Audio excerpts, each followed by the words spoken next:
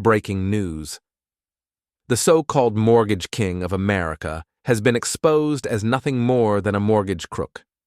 Bill Pulte, the billionaire heir turned head of the Federal Housing Finance Agency, is accused of weaponizing America's housing system for his own personal gain.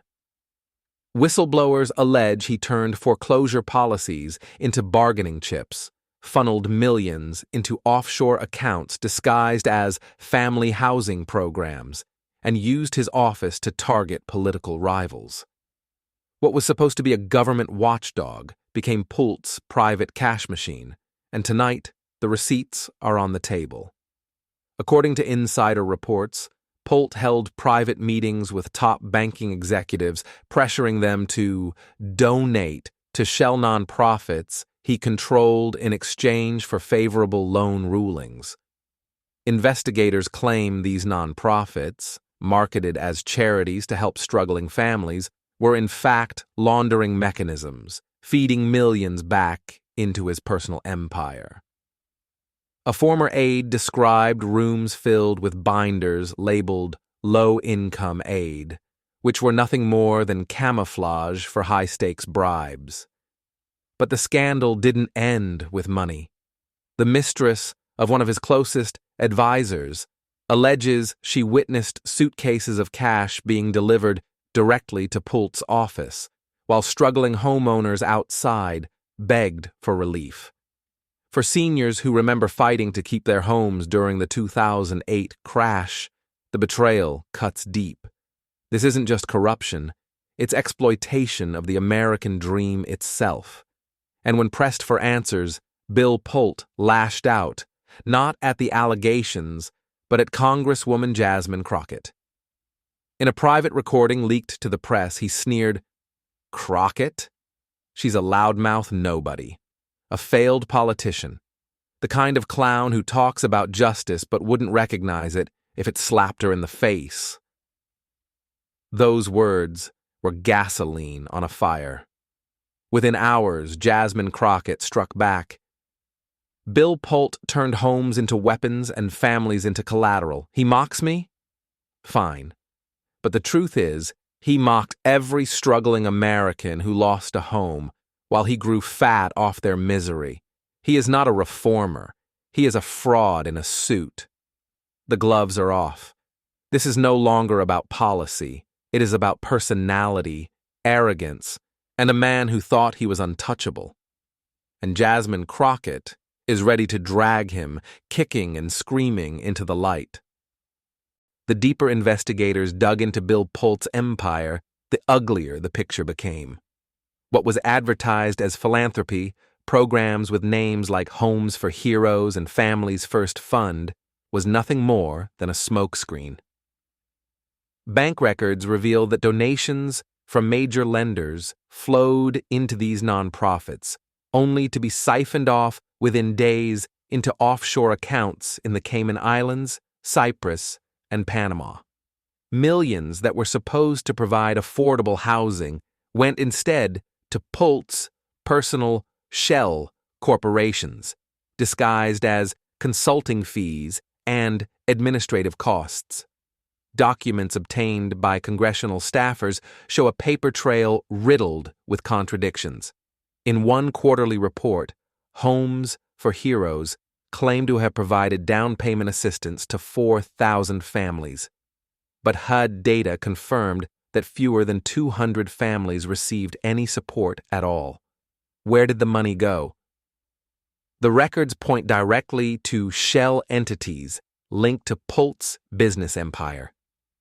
Whistleblowers inside the FHFA described an even darker reality.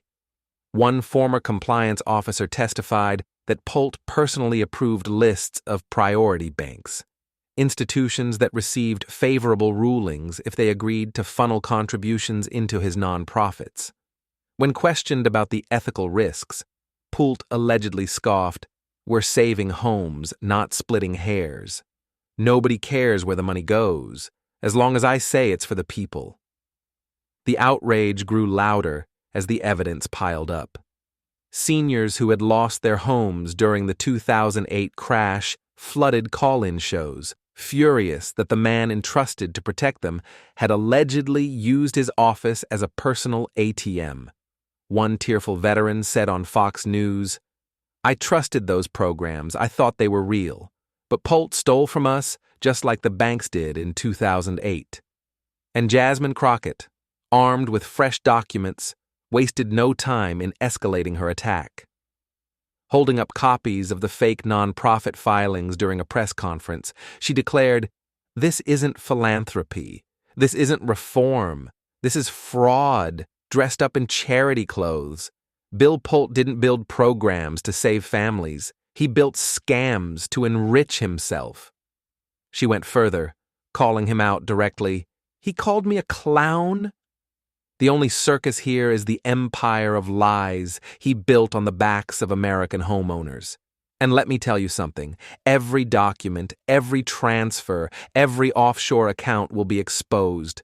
The people deserve nothing less." The battle lines were drawn more clearly than ever. Bill Pulte, the so-called mortgage king, was now painted as the king of deceit, and Jasmine Crockett was sharpening her blade for the next strike. The scandal surrounding Bill Pulte ignited a firestorm across the country. Once celebrated as a housing reformer and the man who claimed to fight for struggling families, Pulte was now being branded on protest signs as mortgage crook and ATM king. In front of the FHFA headquarters in Washington, D.C., hundreds gathered with banners reading, "Where's our home?" and "Families first" or "Pulte first." Veterans and retirees, many of whom had believed in his housing initiatives, stood shoulder to shoulder, chanting, "Justice for homeowners." Talk shows became battlegrounds of public rage. Seniors called in to recount losing homes during foreclosure battles while Pulte allegedly lined his pockets with cash from fake nonprofits. One retired teacher told CNN through tears, "I applied for help from one of his programs. They denied me while he sat on millions. I feel robbed twice, once by the banks and once by him." Political allies who once praised him began retreating into silence. A senator who had appeared at ribbon cuttings with Pulte released a carefully worded statement calling the allegations deeply troubling. Behind closed doors, donors were panicking. Leaked emails from a major bank showed executives scrambling, with one line reading, "We need distance from Pulte, fast." Meanwhile, Bill Pulte lashed out. At a private event, captured on a hot mic, he sneered, "These people are sheep. They wouldn't even have homes without me. And Jasmine Crockett? She's nothing but noise. She wants fame, not justice." When the recording leaked, it exploded across social media, fueling hashtags like #sheep or justice and #Pulte exposed. Jasmine Crockett wasted no time. At a rally in Detroit, she stood before a crowd of furious homeowners and veterans and played the clip of Pulte's hot mic. The audience booed, shaking their heads in disgust. Then Jasmine delivered the knockout line. "He calls you sheep. He mocks your pain. He laughs at the families who lost everything. But let me tell you this, Bill Pulte is the wolf who dressed up in charity clothes. And now, America finally sees his teeth." The roar from the crowd was deafening. For the first time, the narrative had flipped completely. Bill Pulte, once untouchable in his aura of wealth and philanthropy, was now cornered, mocked, and despised. Even his own allies were beginning to abandon ship. And Jasmine Crockett, once dismissed as a loudmouth nobody, was fast becoming the voice of the people demanding his downfall. The scandal that began with whispers of shady nonprofits had now escalated into a full-blown political earthquake. Federal investigators released new documents showing how Bill Pulte's inner circle managed the fraud. One leaked memo detailed a donation rotation scheme. Banks would funnel millions into Pulte's charities, which would then wire the money to offshore accounts before rerouting it into companies quietly controlled by his family trust. In bold letters across the top of one memo was a chilling directive. Keep the pipeline moving. Families don't ask questions. The revelation shattered what little defense Pulte had left. Whistleblowers inside FHFA stepped forward, some resigning in protest, others testifying under oath. One former deputy described a meeting where Pulte allegedly slammed his fist on the table and said, "If Crockett or anyone else comes for me, bury them with paperwork. Nobody touches the Mortgage King." The phrase Mortgage King quickly morphed into a viral hashtag, #mortgage crook. Allies began to crumble. A congressman who once praised Pulte's housing vision declared that he could no longer stand by him. A prominent donor pulled $20 million in pledged funds, calling the scandal a betrayal of every struggling American family. Editorial boards that once lauded his philanthropy now described him as a wolf who preyed on the dream of homeownership. The streets reflected the shift. Outside City Hall in New York, protesters staged a symbolic foreclosure march, carrying cardboard boxes labeled "Pulte took my home." Veterans camped outside the FHFA building in tents, chanting, "Homes for families, not Pulte's fortune." The anger was raw, boiling, impossible to ignore. Pulte, furious and cornered, lashed out in a televised interview. His face red, his voice cracking, he snarled, "This is all Crockett's circus. She's a clown. She's desperate for attention, and I refuse to let some loudmouth nobody define my legacy." But the performance backfired. Viewers saw not a confident leader, but a man unraveling. His insults, once sharp, now looked like panic. Jasmine Crockett seized on his meltdown. At a press conference in front of a crowd of families holding foreclosure notices, she said, "He calls me a clown? Fine. I'll be the clown who unmasks his fraud, because the only circus here is the empire of lies he built. He mocked you, he stole from you, and he dared to call it charity." Her words struck like thunder. Across the nation, Americans nodded in agreement. Pulte's carefully crafted image was collapsing, piece by piece. What remained was not a philanthropist, but a man exposed, alone, defensive, and drowning in the very greed he thought would protect him. The scandal reached its breaking point when investigators unveiled what they called the smoking gun. For weeks, Bill Pulte had insisted the allegations were exaggerated, that the charities were real, and that any missing money was simply administrative error. But now, the evidence left no room for excuses. In a dramatic congressional hearing, Jasmine Crockett presented a series of documents seized from Pulte's private servers. Among them was a spreadsheet titled Pipeline Summary, listing millions of dollars in donations from banks alongside destinations in offshore accounts. Next to several entries was Pulte's personal email address, approving the transfers with one-word replies: clear, done, move. Even more damning was a signed directive on FHFA letterhead authorizing a $12 million emergency housing grant that never reached a single family. Forensic accountants tracked the money straight into a shell corporation named Pulte Global Holdings, registered in the Cayman Islands. The ink on the authorization bore his unmistakable signature. The final blow came in the form of photographs leaked by a former staffer. In one image, Pulte sat at a mahogany desk, grinning as aides stacked bundles of cash in front of him. A sticky note on the desk read, "Family's First Fund, monthly delivery." The symbolism was devastating. The very fund meant to help families had become his personal treasure chest. The nation was stunned. News anchors described the evidence as irrefutable. Late-night hosts mocked him as the Robin Hood of reverse, stealing from the poor to give to himself. And hashtags like Voorkomt Pulte Paper Trail and Fraud King surged online. Pulte attempted one last defense, holding a press conference where he shouted, "These documents are fake! These photos are staged! I never signed anything like that!"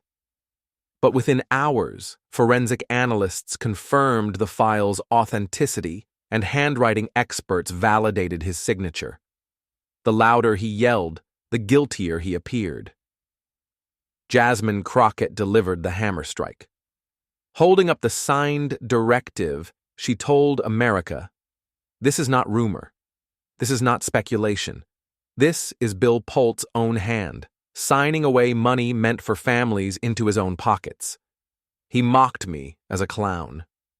But the only joke here is a man who thought he could steal from America and never be caught." For millions of Americans, the verdict was clear. Bill Pulte was finished. The smoking gun evidence triggered a wave of outrage unlike anything America had seen in years.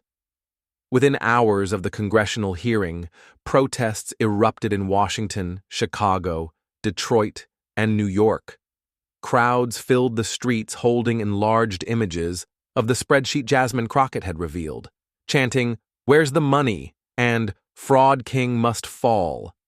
Veterans marched with foreclosure victims, carrying cardboard boxes symbolizing the homes they lost, each box labeled with the words, "Pulte took this from us." The atmosphere was electric and furious. Outside the FHFA headquarters, protesters pitched tents in a makeshift camp dubbed People's Plaza, refusing to leave until Pulte resigned. Every night, the crowd swelled larger, candles lit, voices united in chants of "Justice, justice, justice." Meanwhile, the political fallout became lethal. Senators who had once praised Pulte's vision publicly condemned him. A prominent governor who appeared with him at ribbon cuttings declared he betrayed the American dream of homeownership and turned it into his personal ATM.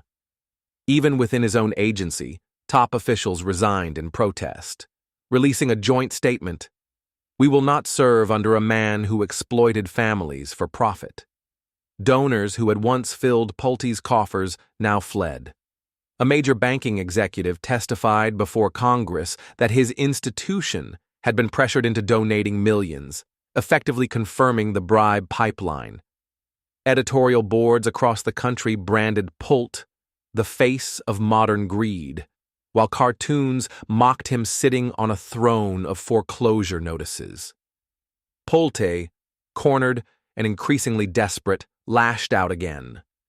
In a chaotic press conference, his voice shaking, he barked, "This is Crockett's witch hunt, a clown show. I built homes while she built sound bites." But the more he shouted, the more he looked like a man unraveling. Side-by-side broadcasts of Jasmine calmly presenting documents versus Pulte sweating and ranting hammered home the contrast. Jasmine Crockett, meanwhile, delivered her sharpest attack yet. At a rally in Philadelphia, she stood before a sea of angry citizens and declared, "He stole from families, he mocked the people, and he lied to America." The day of reckoning arrived. As federal agents moved in to execute warrants, cameras captured the once untouchable mortgage king being escorted from his estate, his head down, his suit rumpled, no longer the billionaire savior he claimed to be, but a disgraced fraud facing justice. The images spread instantly, dominating every screen in America. Bill Pulte, who built an empire on lies and arrogance, was now just another man in handcuffs. In Washington, Jasmine Crockett took the stage before a crowd that stretched for blocks. The people who had marched with foreclosure notices, the veterans who had camped outside FHFA, and the families who had been denied real help by Pulte's fake charities, all were there. The air was electric with anticipation as Jasmine prepared to deliver the words that would define the scandal. Her voice was steady, her tone sharp. For years, Bill Pulte called himself a philanthropist. He called himself a reformer. He even called himself the mortgage king. But the truth is clear now. He was never a king. He was a thief. He stole from families, from veterans, from seniors, and from every American who believed the dream of homeownership was sacred. The crowd erupted in applause, but she raised her hand for silence. This is not just about Bill Pulte. This is about a system that allows greed to disguise itself as charity. It is about leaders who think they can mock us, rob us, and then laugh in our faces. It is about reminding America that justice is not for sale, not to billionaires, not to banks, not to anyone. Her words cut deeper as she lifted a copy of the signed directive, the very document that sealed Pulte's fate.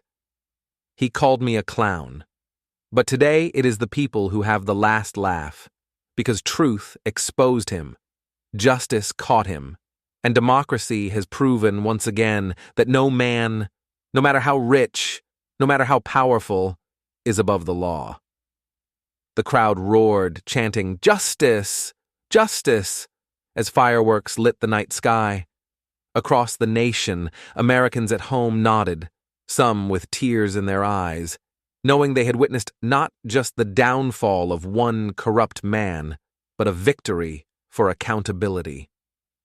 Jasmine closed with a final, powerful appeal. This fight is not over. Bill Pulte is only one example. But together, we will keep exposing frauds. We will keep fighting for truth. And we will keep defending democracy. Stand with me. Stand with justice. And never forget, America belongs to its people, not to the crooks who try to steal it. It was the final nail in Pulte's coffin and the beginning of Jasmine Crockett's rise as the voice of a nation that refused to be deceived.